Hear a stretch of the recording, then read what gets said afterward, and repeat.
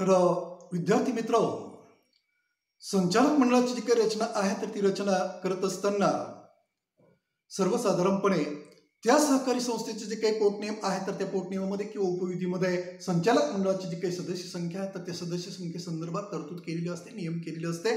सर्वसाधारणपणे संचालक मंडळाची सदस्य संख्या ही 21 असावी अशा प्रकारची तरतूद केलेली असते आणि त्यामध्ये 2 महिला सदस्य असाव्यात। हे संचालक मंडळ नेहमी विषम संख्येमध्ये निश्चित केलं जातं। असं संचालक मंडळाची जी काही सदस्य संख्या आहे तर ती सदस्य संख्या नेहमी विषम संख्येमध्ये निश्चित केली जात असते। का तर कोणताही निर्णय अगदी सहजासहजी बहुमताने घेता यावा यासाठी संचालक मंडळाची जी काही सदस्य संख्या आहे तर ती सदस्य संख्या ही विषम संख्येमध्ये निश्चित केली जात असते। जर समसंख्येमध्ये संचालक मंडळ निवडलं किंवा संचालक मंडळाची सदस्य संख्या निश्चित केली आणि एखाद्या विषयासंदर्भात निर्णय घेताना जर मतदान घेण्याची वेळ आली आणि दोन्ही बाजूने जर समान मत झाली तर त्यावेळेस निर्णय घेणं कठीण जात असतं, अवघड जात असतं। तेव्हा प्रत्येक निर्णय अगदी सहजासहजी सुलभरित्या घेता यावा यासाठी काय केलेलं असतं तर संचालक मंडळाची जी काही सदस्य संख्या आहे तर ती सदस्य संख्या ही निश्चित करताना ती विषम संख्येमध्ये निश्चित केली जात असते। मग मतदान घेण्याची वेळ आली तर कुठल्या तरी एका बाजूला निश्चितच एक मत जास्त होत असतं आणि त्यामुळे प्रत्येक निर्णय अगदी सहजासहजी सुलभरित्या घेता येत असतो। तर यासाठीच ही विषम संख्येमध्ये संचालक मंडळाची काही सदस्य संख्या आहे तर ती सदस्य संख्या निश्चित केली जात असते। तर संचालक मंडळाची सदस्य संख्या सर्वसाधारणपणे किती राहील तर या संदर्भात म्हणजे अंतिम आदेश किंवा निर्णय देण्याचा जो अधिकार आहे तर तो अधिकार कोणाला आहे तर निबंधकाला किंवा नोंदणी अधिकाऱ्याला आहे। तर हा निबंधक किंवा नोंदणी अधिकारी काय करत असतो, राजपत्रात संचालक मंडळाची सदस्य संख्या किती राहील तर त्या संदर्भातली घोषणा करत असतो आणि ती संचालक मंडळाची सदस्य संख्या त्या संस्थेसाठी निश्चित केली जात असते। मग हे जे काही संचालक मंडळ किंवा व्यवस्थापन समिती असते तर या संचालक मंडळाची निवड केल्यानंतर या संचालक मंडळाला वेगळ्या प्रकारची जी काही कार्य आहे तर ती कार्य पार पाडावी लागत असतात। म्हणजे महाराष्ट्र राज्य सहकारी संस्था कायदा 1960, अधिनियम 1961 नुसार हे जे काही संचालक मंडळ असतं तर या संचालक मंडळाला सहकारी संस्थेसंदर्भात वेगळ्या प्रकारची जी काही कार्य आहेत तर ती कार्य पार पाडावी लागत असतात। मग संचालक मंडळाला जे काही कार्य पार पाडावी लागतात तर त्यामध्ये पहिलं कार्य आहे ध्येय धोरणांची अंमलबजावणी करणे। सहकारी संस्थेमध्ये सभासद सभा ही सर्वश्रेष्ठ सभा असते। बघा, हे सभासद काय करत असतात, आपल्या सहकारी संस्थेसंदर्भात वेगळ्या प्रकारची जी काही ध्येय धोरण आहेत तर ती ध्येय धोरण निश्चित करत असतात की आर्थिक वर्षामध्ये संस्थेचं आर्थिक वर्ष 1 एप्रिल ते 31 मार्च असतं। 1 एप्रिलला सुरू होतं आणि 31 मार्चला संपतं। या आर्थिक वर्षामध्ये सहकारी संस्था कुठल्या प्रकारचे उपक्रम राबवणार आहे, त्यावर संस्था अंदाजे किती खर्च करणार आहे, संस्था सभासदाला कुठल्या प्रकारच्या सुविधा किंवा कुठल्या प्रकारच्या वस्तू व सेवा पुरवणार आहे, त्यासाठी संस्थेला साधारणपणे किती खर्च येणार आहे, संस्थेला विविध बाबींपासून किती उत्पन्न मिळणार आहे, तर कोणत्या बाबींपासून किती उत्पन्न मिळेल, तर अशा विविध बाबी संदर्भात काय केलं जात असतं तर वेगळ्या प्रकारची जी काही ध्येय धोरण आहेत म्हणजे संस्थेचं जे काही एकूण कारभार आहे किंवा एकूण जे काही कामकाज आहे तर त्या कामकाजा संदर्भात काय केली जात असतात, ध्येय धोरण निश्चित करण्याचं जे काही कार्य आहे तर ते कार्य ही सभासद सभा पार पाडत असते। मग सभासद सभा काय करत असते, फक्त ध्येय धोरण निश्चित करत असते आणि सभासद सभेनं निश्चित केलेली जी काही ध्येय धोरण आहे तर त्या ध्येय धोरणाची प्रत्यक्षात संस्थेमध्ये नियुक्त केलेले जे अधिकारी कर्मचारी आहेत तर त्या अधिकाऱ्यांकडून कर्मचाऱ्यांकडून अंमलबजावणी करून घेण्याचं जे काही कार्य आहे तर ते कार्य कोणाला पार पाडावं लागत असतं तर या व्यवस्थापन समितीला किंवा कार्यकारी समितीला या ध्येय धोरणांची अंमलबजावणी करून घेण्याचं जे काही कार्य आहे तर ते कार्य पार पाडावं लागत असतं। त्यानंतर पुढचं कार्य आहे की सभासदत्वास मान्यता। सहकारी संस्था स्थापन केल्यानंतर संस्थेच्या कार्यक्षेत्रामधले जे काही पात्र व्यक्ती आहेत तर त्या पात्र व्यक्ती काय करू इच्छितात, संस्थेचं जे काही सभासत्व आहे तर ते सभासत्व मिळवू इच्छित असतात। मग संस्थेचं सभासत्व मिळवण्यासाठी या व्यक्तींना काय करावं लागत असतं, संस्थेकडं रीतसर सभासदत्वाचा जो काही अर्ज आहे तर तो अर्ज सादर करावा लागत असतो। एका विहित नमुन्यामध्ये जो काही सभासत्वाचा अर्ज आहे तर तो अर्ज संस्थेकडे सादर करणं आवश्यक असतं, महत्वाचं असतं। मग असं सभासत्व मिळू इच्छिणारे जे व्यक्ती आहेत तर ते व्यक्ती काय करत असतात, संस्थेकडे सभासत्वाचा अर्ज सादर करत असतात। मग आलेले जे काही सर्व अर्ज आहेत तर ते अर्ज निर्णयासाठी काय केले जात असतात, संचालक मंडळाच्या सभेसमोर ठेवले जात असतात। मग संचालक मंडळ त्या आलेल्या सभासत्वासाठी आलेले जे काही अर्ज आहे तर त्या अर्जांचं बारकाईने परीक्षण करत असतं, अवलोकन करत असतं। सभासत्वासाठी केलेला जो अर्ज आहे तर तो अर्ज विहित नमुन्यातील म्हणजे नमुना अ मधील आहे का, तो अर्ज परिपूर्णरित्या भरलेला आहे का, वास्तव माहिती नोंदवलेली आहे का आणि त्यासोबत आवश्यक ती सर्व कागदपत्र जोडलेली आहेत का, तर या सर्व बाबींचं परीक्षण करत असतं आणि सर्व बाबी योग्य वाटल्यानंतर ती व्यक्ती जर सभासत्व मिळण्यासाठी पात्र असाल तर त्या व्यक्तीचं सभासत्व मंजूर करण्यासंदर्भातील जो काही निर्णय आहे तर तो निर्णय हे संचालक मंडळ घेत असतं. आणि जर काही त्रुटी असतील म्हणजे सभासत्वाच्या अटींमध्ये ती व्यक्ती बसणारी नसाल किंवा काही कागदपत्रांची अपूर्णता असाल तर अशा वेळेस काय केलं जात असतं तर त्या व्यक्तीचा सभासत्वासंदर्भातील जो काही अर्ज आहे तर तो अर्ज नामंजूर केला जात असतो किंवा नाकारला जात असतो.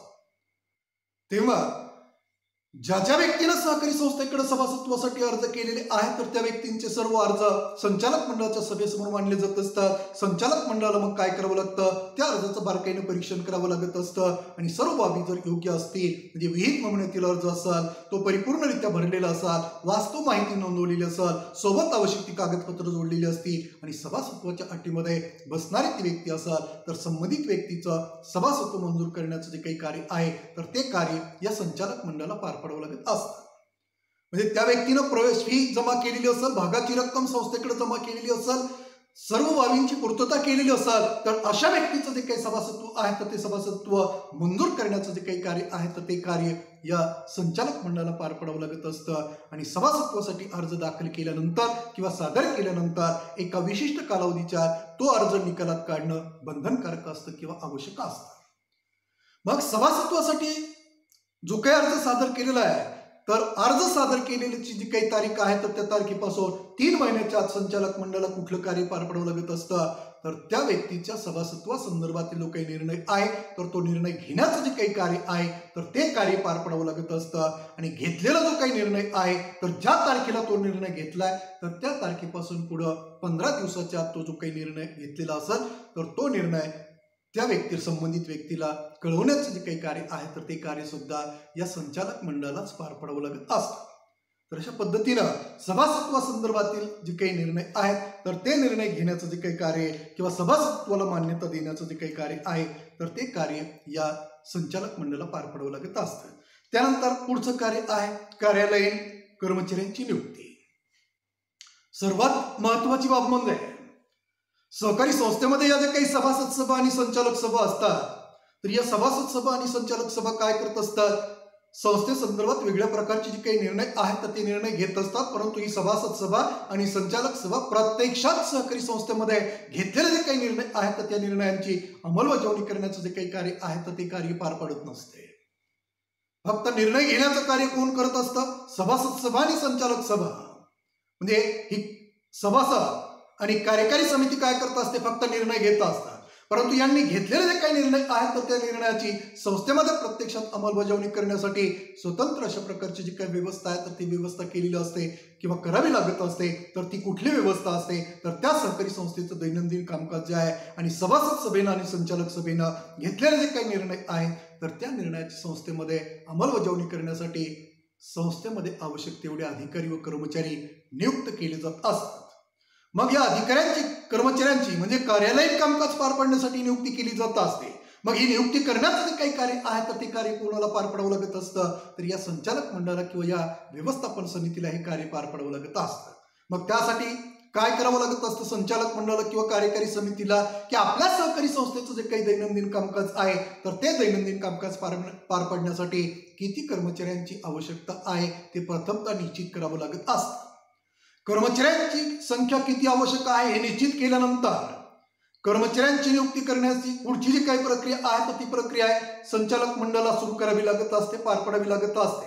मग या अधिकाऱ्यांची कर्मचाऱ्यांची भरती करण्यासंदर्भात किंवा नियुक्ती करण्यासंदर्भात प्रथमतः वर्तमानपत्रामध्ये जाहिरात देण्याचं जे काही कार्य आहे तर ते कार्य पार पडावं लागत असतं. वर्तमानपत्रामध्ये जाहिरात दिल्यानंतर या लोकांचे जे काही नोकरीसाठी किंवा नोकरी मिळवण्यासाठी किंवा आपल्याला संस्थेमध्ये कर्मचारी म्हणून नियुक्ती मिळावी तर त्यासाठी जे काही अर्ज आलेले असतात तर त्याची छाननी करावी लागत असते.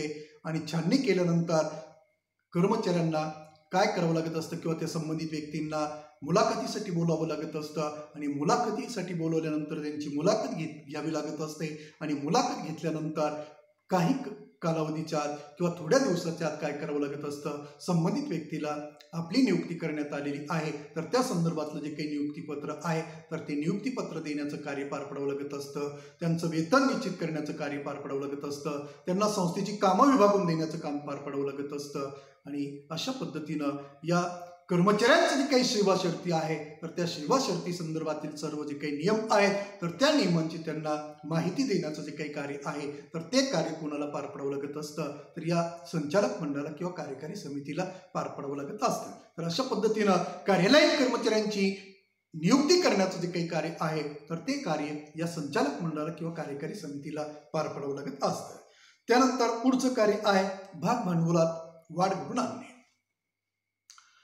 प्रत्येक सहकारी संस्थेला आपलं जे काही कार्य आहे तर ते कार्य पार पडण्यासाठी कशाची आवश्यकता असते, भांडवलाची आवश्यकता असते, निधीची आवश्यकता असते. मग सहकारी संस्थेचे भांडवल उभारणीचे वेगवेगळे साधन आहेत.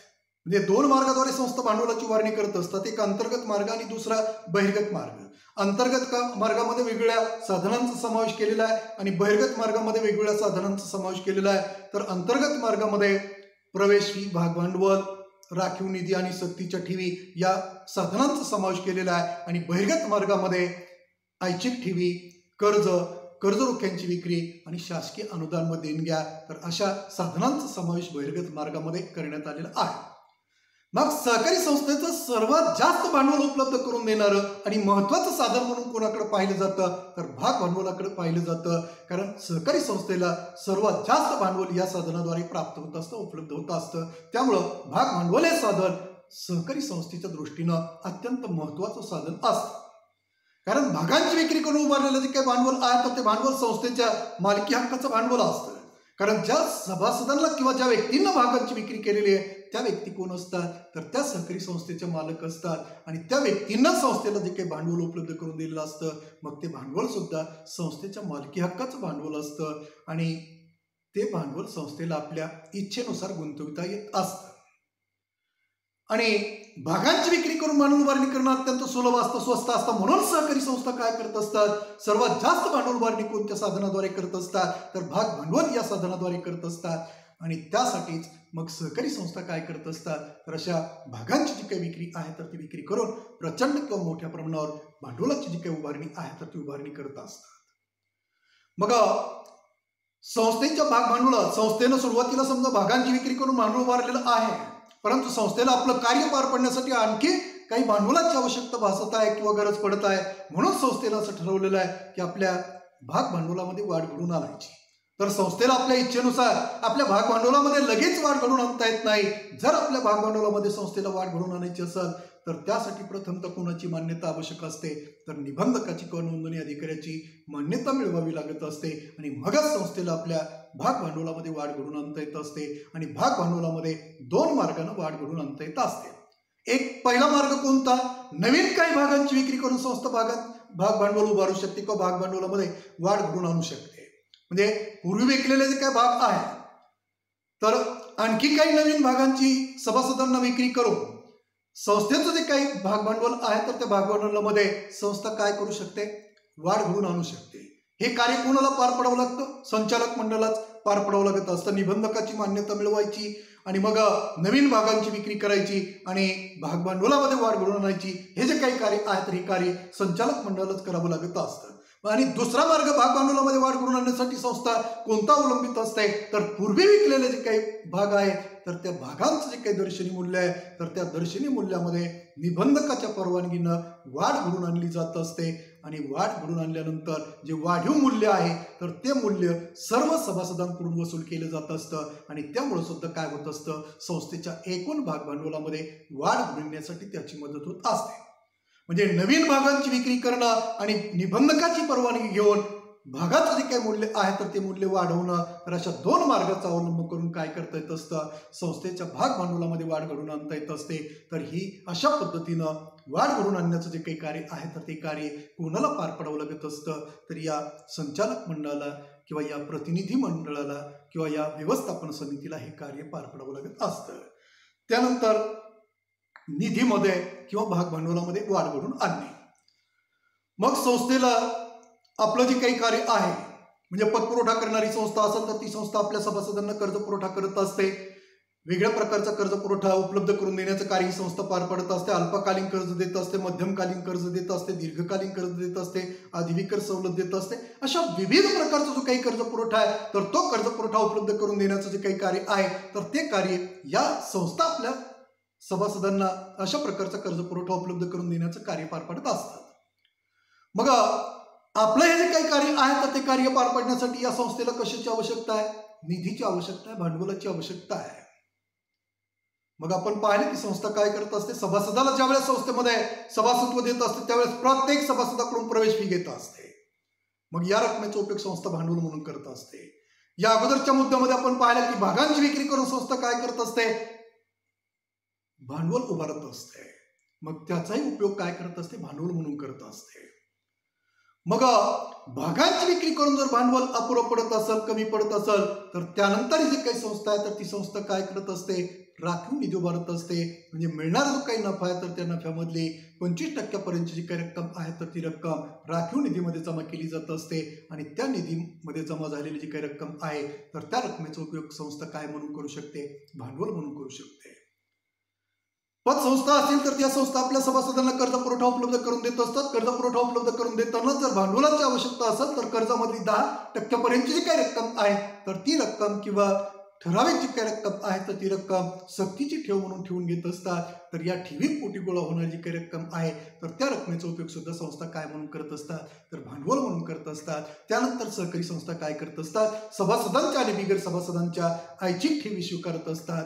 त्यानंतर वित्त पुरवठा किंवा कर्ज पुरवठा करणारे जे काही संस्था आहेत तर त्या संस्थांकडून कर्ज घेऊन भांडवलाची उभारणी करत असतात. त्यानंतर सहकारी संस्था कर्ज रोख्यांची विक्री करून भांडवलाची उभारणी करत असतात आणि शासनाकडून संस्थांना अनुदान मिळत असतं. दानशूर किंवा श्रीमंत व्यक्तीकडून संस्थांना देणग्या मिळत असतात. तर त्याचाही उपयोग संस्था काय म्हणून करत असते, तर भांडवल म्हणून करत असते. तर प्रामुख्यानं सहकारी संस्था म्हणजे भाग भांडवलाची मोठ्या प्रमाणावर उभारणी करत असते आणि भाग भांडवलाद्वारे उभारलेलं भांडवल जर अपुरं पडत असेल तर त्यानंतर मात्र सहकारी संस्था सक्तीच्या ठेवी, ऐच्छिक ठेवी, त्यानंतर कर्ज आणि शासकीय अनुदान व देणग्या तर अशा साधनांचा जो काही अवलंब आहे तर तो अवलंब करून भांडवलाची जी काही उभारणी आहे तर ती उभारणी करत असते आणि उभारलेल्या भांडवलामधून किंवा निधीमधून आपलं जे काही कार्य आहे तर ते कार्य ही संस्था पार पडत असते.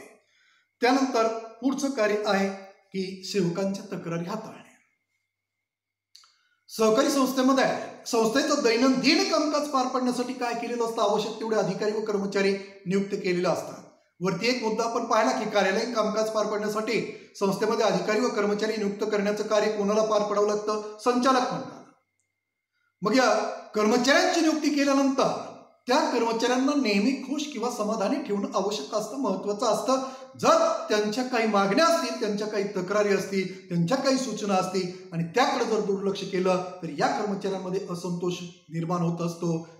त्याचबरोबर असंतोष जर निर्माण झाला तर त्यावेळेस काय होत असतं, ते कर्मचारी संस्थेचं दैनंदिन कामकाज व्यवस्थितरित्या पार पाडत नाहीत, आपल्यावर सोपवलेली जबाबदारी कार्यक्षमपणे पार पाडत नाही. मग या कर्मचाऱ्यांमध्ये काय होत असते, अस्वस्थता निर्माण होत असते, असंतोष निर्माण होत असतो आणि त्याचा जर भडका झाला तर त्याचा संस्थेवर विपरीत परिणाम होत असतो. तर तो परिणाम होऊ नये म्हणून काय करणं आवश्यक असतं, तर या कर्मचाऱ्यांच्या ज्या मागण्या असतील, त्यांच्या ज्या सूचना असतील, त्यांच्या ज्या तक्रारी असतील तर त्या योग्य पद्धतीनं हाताळून त्यांचं निवारण करण्याचं जे काही कार्य आहे तर ते कार्य संचालक मंडळाला किंवा कार्यकारी समितीला पार पाडावं लागत असतं. मग या संचालक मंडळाकडं किंवा या समितीकडे कुठल्या प्रकारच्या तक्रारी येत असतात आणि त्या तक्रारी हाताळण्याचं कार्य संचालक मंडळाला पार पाडावं लागत असतं. तर कर्मचाऱ्यांना कामाची जी काही वेळ आहे तर त्या वेळेसंदर्भात सुद्धा अनेक वेळा कर्मचाऱ्यांची तक्रार असते. त्यानंतर जे वरिष्ठ अधिकारी आहेत, पदाधिकारी आहेत तर त्यांच्याकडून मिळणारी जी काही वागणूक आहे तर ती वागणूक जर चांगली मिळत नसेल तर त्या संदर्भात सुद्धा काय होत असतं, कर्मचाऱ्यांकडून संचालक मंडळाकडे तक्रार येत असते.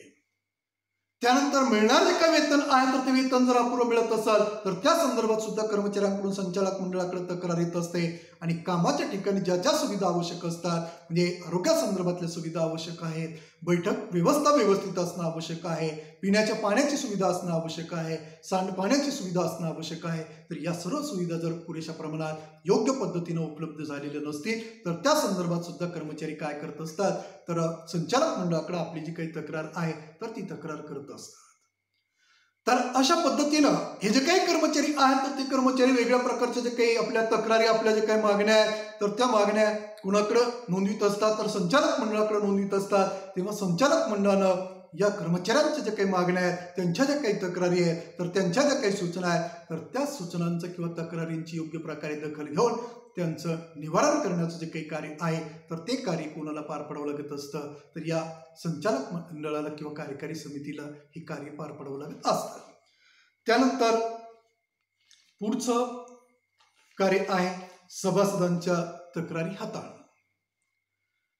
तर सहकारी संस्थेमध्ये आपण पाहिलं की सभासद हे कोण असतात, संस्थेचे मालक असतात. का तर त्यांनी संस्थेचे भाग खरेदी करून संस्थेला भांडवल पुरवलेलं असतं आणि त्यामुळं संस्थे संदर्भात अंतिम निर्णय घेण्याचा जो अधिकार आहे तर तो अधिकार कोणाला प्राप्त झालेला असतो, या सभासदांना प्राप्त झालेला असतो. ते संस्थेचे मालक असतात आणि मालक असल्यामुळे प्रत्येक सभासदाची कर्मचाऱ्यांकडून ही अपेक्षा असते की आपण संस्थेमध्ये गेल्यानंतर आपल्याला चांगल्या पद्धतीने या अधिकाऱ्यांनी कर्मचाऱ्यांना काय करावं, मान सन्मान द्यावा, ही प्रत्येक या सभासदाची अपेक्षा असते. परंतु जर संस्थेमध्ये तशा प्रकारचं वातावरण नसेल, म्हणजे अधिकाऱ्यांकडून कर्मचाऱ्यांकडून जर चांगल्या प्रकारे मान सन्मान या सभासदांना मिळत नसेल तर त्या संदर्भात सुद्धा सभासद काय करत असतात, तर या संचालक मंडळाकडे आपली जी काही तक्रार आहे तर ती तक्रार नोंदवित असतात. त्यानंतर सहकारी संस्थेचे काही सभासद आहेत तर त्या सभासदांना आपण पाहिलं की संस्थेकडून पुरवल्या जाणारे जे काही वस्तू व सेवा आहेत तर त्या वस्तू व सेवांचा उपभोग घेण्याचा अधिकार आहे. म्हणजे सभासद काय करत असतात, वस्तू व सेवा खरेदी करत असतात. त्या जर पुरेशा प्रमाणात उपलब्ध करून दिल्या जात नसतील, त्यांची किंमत जास्त आकारली जात असेल तर त्या संदर्भात सुद्धा सभासद काय करत असतात, संचालक मंडळाकडे आपली जी काही तक्रार आहे तर ती तक्रार नोंदवित असतात. त्यानंतर सभासदांना भाग हस्तांतरित करण्याचा अधिकार कायद्याने प्राप्त करून दिलेला आहे. परंतु भाग हस्तांतरित करण्यासाठी जर अधिकारी कर्मचारी विलंब लावत असतील तर त्या संदर्भात सुद्धा सभासद काय करत असतात, तर संचालक मंडळाकडे आपली जी काही तक्रार आहे तर ती तक्रार नोंदवित असतात. त्यानंतर कर्ज पुरवठ्या संदर्भात जर कर्ज मागणीचा अर्ज सादर केल्यानंतर हे अधिकारी कर्मचारी जाणून बुजून जर कर्ज उपलब्ध करून देण्यासाठी विलंब करत असतील किंवा विलंब लावत असतील तर त्या संदर्भात सुद्धा हे सभासद काय करत असतात, संचालक मंडळाकडे जी आपली काही तक्रार आहे तर ती तक्रार नोंदवित असतात. त्यानंतर सभासदांना काही कागदपत्रांची आवश्यकता असेल, ती कागदपत्र पुरवण्यासंदर्भात जर अधिकारी कर्मचारी टाळाटाळ करत असतील तर त्या संदर्भात सुद्धा सभासद काय करत असतात, तर संचालक मंडळाकडे आपली जी काही तक्रार आहे तर ती तक्रार नोंदवित असतात. तर अशा प्रकारे म्हणजे संस्थेद्वारे सभासदांना जे लाभांशाचं वाटप केलं जात असतं तर तो कमी लाभांश वाटप केला जात असं, म्हणजे कमी दरावर जर लाभांशाचं वाटप केलं जात असेल तर त्या संदर्भात सुद्धा सभासद काय करत असतात, तर संचालक मंडळाकडे आपली जी काही तक्रार आहे तर ती तक्रार नोंदवित असतात किंवा तक्रार करत असतात. तर अशा विविध प्रकारच्या जे काही तक्रारी आहेत, सभासदांना कर्ज पुरवठा उपलब्ध करून देताना आपण पाहतो की या ज्या काही पतसंस्था आहेत तर या पतसंस्थांचे जे काही संचालक मंडळ आहे किंवा संस्थेचे अधिकारी कर्मचारी आहेत तर ते अनावश्यक अशा प्रकारचे जे काही वजावटी आहे तर ते वजावटी करत असतात. म्हणजे मोठ्या प्रमाणावर जी काही रक्कम आहे तर ती रक्कम वजा करून घेत असतात आणि त्यामुळे सुद्धा अशा अनावश्यक जे काही वजावटी आहेत किंवा जास्तीच्या जे काही वजावटी आहेत तर त्या वजावटी संदर्भात सुद्धा सभासद काय करत असतात, तर संस्थेकडे आपली जी काही तक्रार आहे तर ती तक्रार नोंदवित असतात. तर अशा विविध बाबी संदर्भात या सभासदांकडून संस्थेकडे तक्रारी येत असतात. सभासद संस्थेचे मालक असतात, तेव्हा या संस्थेच्या मालकांच्या आलेल्या जे काही तक्रारी आहेत तर त्या तक्रारी योग्य पद्धतीने हाताळून त्यांचं निवारण करण्याचं जे काही कार्य आहे तर ते कार्य कोणाला पार पाडावं लागत असतं, तर या संचालक मंडळाला किंवा कार्यकारी समितीला हे कार्य पार पाडावं लागत असतं.